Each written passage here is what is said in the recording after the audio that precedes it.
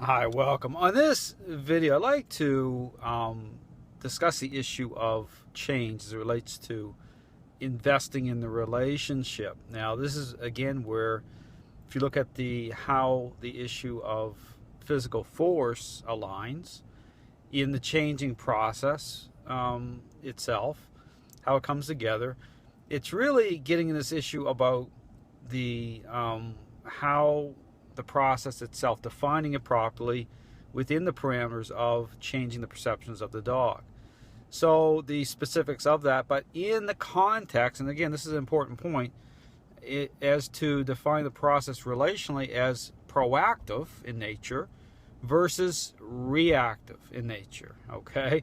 And the reactiveness of the process can be defined within the context of various approaches that incorporate corrections or defining the issue of when influence takes hold to that interpretive script, okay? But at a level or a point where, again, look at these control issues where the state of mind of the dog is already peaked up to a certain level, okay? It's already hitting a tipping point, and then people are bringing influence online at that moment, expecting that good things are going to happen. But again, you have to step it back. You have to actually look at the issue of how it packages up with changing how the person thinks, because the person themselves, they're in a deficit, so to speak. They're in a reactive state.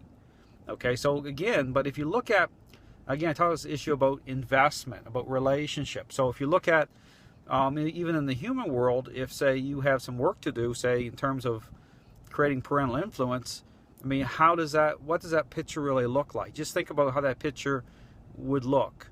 Is it about kind of sitting back and either going totally one direction? I talk about this a lot, about saying, well, I'm just going to incentivize my child to do certain things that I'm focused on or I think that need to change, but you're not investing properly, okay? You're just, again, I use that example, holding out the, motivating agent of a brand new car, because again, you can take all the examples I use and apply them to what's happening in the dog training world, and things will start to make sense as to why things are in such a mess. But again, because again, you're dealing with the issue about relationship. Dogs are social relational animals, and you're dealing with the motives of dogs and these control issues. Okay, so behavior issues represent a tipping point of a manifestation of control. So, but again, going back into the human world, it's the same thing that happens.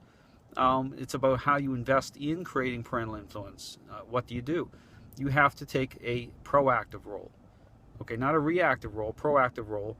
Things that make sense, how that picture comes together, okay?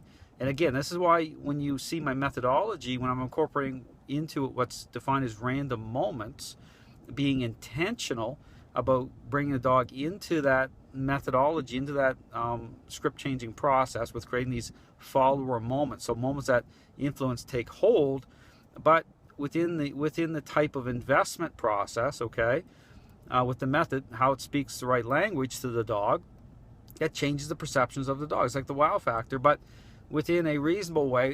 In fact, you're not waiting, and this is the other big difference, not waiting for bad behavior, what's defined as the state of mind of the dog, to go over the edge. Okay, a lot of these trainers will correct the dog waiting too long because they're in a reactive state. They're actually looking at a certain lens. Okay, they're looking through the relationship differently than I am, and so they're not investing in the type of approach. I talk about identifying the process properly. You have to look at it relationally. Okay, it's a relational changing process, about the relationship, about motives, about control, all these different things. But these trainers just don't get it, okay, because they have done it a certain way for a certain period of time. And I would encourage people to really think about what I'm saying. It's about how these things come together. Because here's the thing, when I think about, when I'm helping dogs and owners, I'm thinking totally different, okay, which is a good thing. And so when I'm approaching, changing the relationship, how the method comes together, it's not about stepping in and just thinking about, I'm just going to paint a picture. I mean, I'm just going to start using motivating agents to frame it up a certain way and have it look a certain way and present that to the owner, because that's the problem.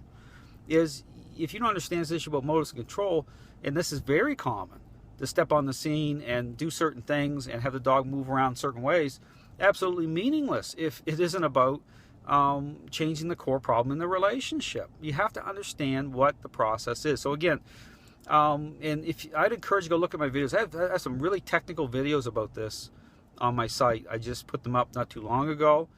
They break the stuff down. Take the time to look at it, because it's important information. You know, what the information I put out is absolutely critical for both trainers and dog owners alike. So again, check out the information I have. It's really not just common sense. I break it down. I help people understand the process and how to get to where you need to go when it comes to creating meaningful change. So thanks for watching.